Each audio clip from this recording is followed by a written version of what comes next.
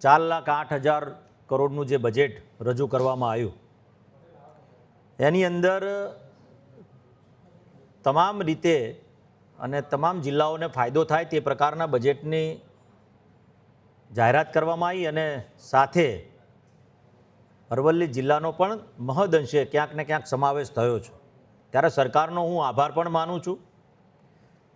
મારી વર્ષોથી 2017માં હું ધારાસભ્ય બન્યો ત્યારબાદ મારી વારંવાર જે માગણીઓ હતી એ માગણીઓમાંથી મારી મહત્ત્વની માગણી જે હતી કે સાઠંબાને નવો તાલુકો બનાવવામાં આવે એ પણ સંતોષવામાં આવી। એનાથી ઘણા બધા વિસ્તારના નાગરિકોને ફાયદો થશે। સાથે સાથે હમણાં જ આ બજેટની અંદર અરવલ્લીમાં GIDCની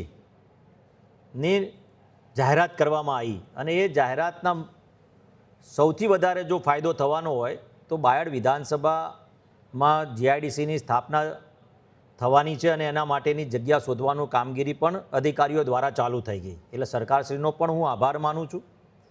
અને આ ફાયદો મારો નહીં પરંતુ અરવલ્લી જિલ્લાના આજુબાજુના વિસ્તારના તમામ બેરોજગાર યુવાનોને એનાથી ફાયદો થશે અને ત્યાંના આજુબાજુના લોકોને એક કહેવાય આજીવિકા ઊભી થશે એ પ્રકારની GIDCની રચના થવા જઈ રહી છે। બીજી વાત કરું કે 2018થી મારી ઘણી બધી માગણીઓમાં મહત્ત્વની માગણી હતી કે મહી નદી આધારિત જે મારા લુણાવાડા હોય, બાલાસિનોર, વીરપુર અને બાયડ સાઠંબાના વિસ્તારમાં તળાવો ભરવાની જે માગણી છે એ બાકી છે અને હું સરકારશ્રીને વિનંતી કરું છું કે એમાં પણ શરૂઆત થાય અને એની પણ જાહેરાત કરવામાં આવે। સાથે જ માલપુર તાલુકાના વિદ્યાર્થીઓને ભણવા જવા માટે 20થી 22 કિલોમીટર દૂર સુધી જવું પડે છે। ત્યાં આર્ટ્સ કોમર્સ કોલેજ એટલે હાયર એજ્યુકેશન માટેની કોઈ સંસ્થા નથી। એવી જ રીતે બાયડની અંદર એક પણ કહેવાય કે આર્ટ્સ કોલેજ છે પરંતુ કોમર્સ અને સાયન્સ કોલેજ નથી ને વિદ્યાર્થીઓને મોડાસા સુધી જવું પડે છે।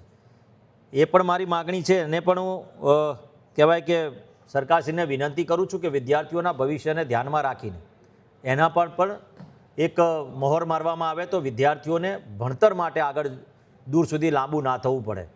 સરકારશ્રીના આ બજેટને હું આવકારું છું। સાથે સાથે મારી ઘણી બધી માગણીઓ પણ મેં લેખિતમાં આપેલી છે અને આ સમસ્યાઓનું પણ વહેલી તકે નિરાકરણ આવે તેવી સરકારશ્રીને વિનંતી કરું છું અને આશા રાખું છું કે પ્રજાહિત માટે નિર્ણય લેવામાં આવે।